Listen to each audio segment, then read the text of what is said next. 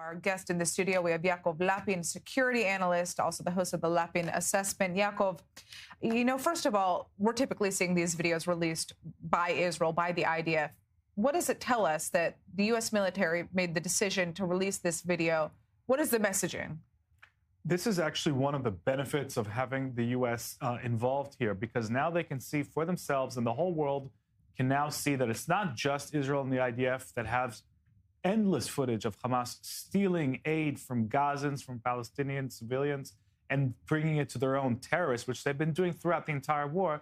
Now we've got US CENTCOM drones seeing exactly the same thing. So let's see, what the international community has to say about that, because now, that even, drives home the message even better. Hamas is an aid thief, a systematic aid thief, and anybody who's working in that sort of Hamastan area, that area of Gaza that Hamas rules, is subject to their rule of terror and has no choice but to cooperate. And that includes every humanitarian aid agency, every UN agency, whatever they say. So that is the situation. And having more corroboration of that should help Israel's case going forward, whatever happens next. And probably a lot of things This, of course, brings us to the question of the amount of control that Hamas retains within the territory that it is still I guess you could say, in power of, right? We just saw today Telegram channels affiliated with Hamas saying that the terror group shut down several shawarma shops to try to regulate food prices. So it seems that even though Hamas is supposed to be disarming and relieving itself of power as part of the ceasefire deal, that's not exactly what's happening here so far. Of course, this exposes the utter fantasy that Hamas is going to disarm. It's never going to voluntarily disarm. It's consolidating its rule in the 47% of Gaza that it controls. It's rebuilding its rule of terror. It's executing hundreds of Gazans. It's basically setting up its internal repression and police mechanisms. And it's looking to rebuild its terrorist army. It's going to be a long journey for it to do that, if it's allowed to do that.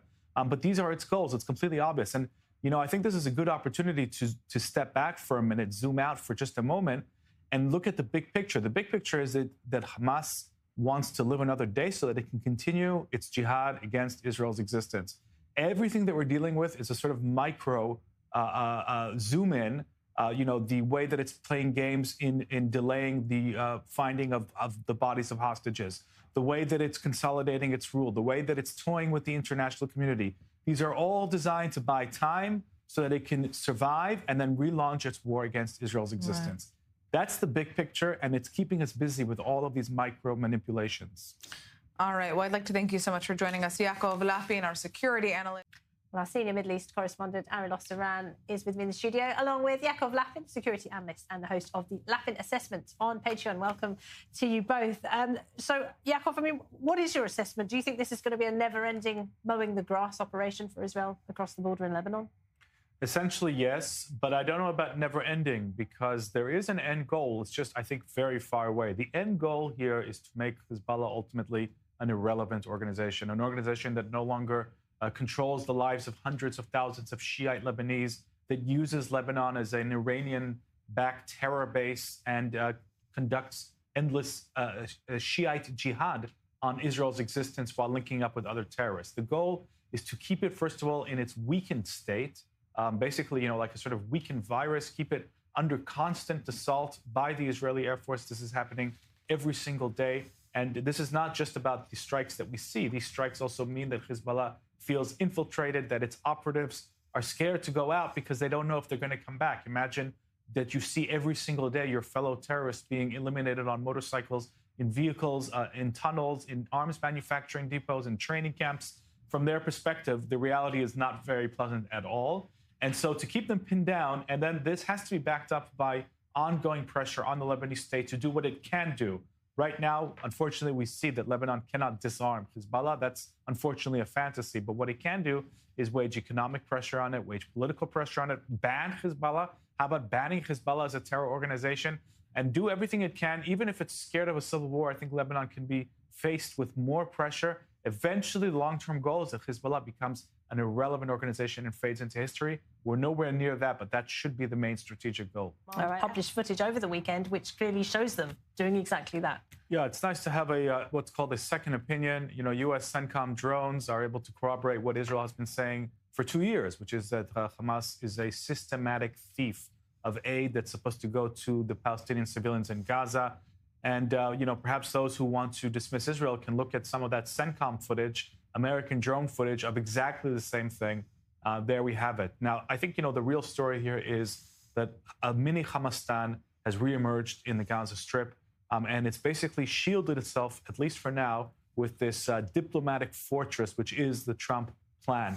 And they're going to do everything to try and solidify their rule of terror so that they can one day rule all of Gaza and continue with their jihad against Israel.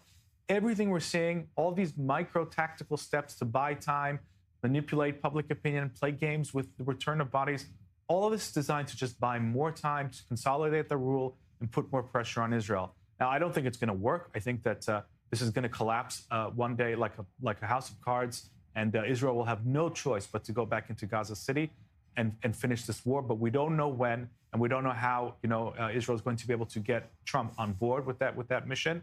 So for now, we're stuck in this sort of stalemate, and Israel has gone back to containment when it comes to Gaza. This is the only arena, really, where we're seeing containment rather than this new doctrine that Ariel was talking about, taking out all terrorist threats as they come into the awareness of the intelligence community. In Gaza, that's not happening. These negotiations, about letting terrorists in tunnels go back to the Hamas side, that's part of that too. So this is, I think, untenable in the long run, but in the short term, Israel's under a lot of American pressure to keep this going. And I've just got 30 seconds, Yaakov. Bad news if Turkey gets back into Gaza, isn't it?